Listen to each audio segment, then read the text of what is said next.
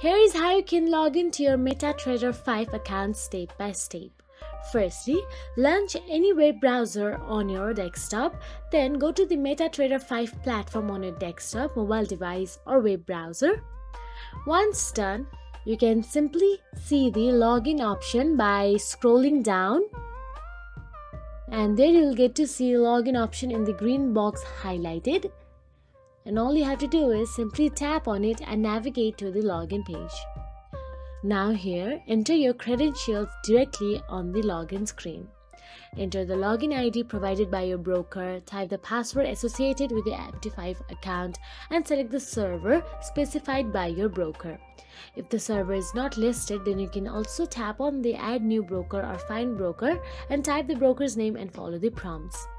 After entering your details, press login or something similar to it. So that is it. If you found this video helpful, please like, share and subscribe, and thank you so much for watching.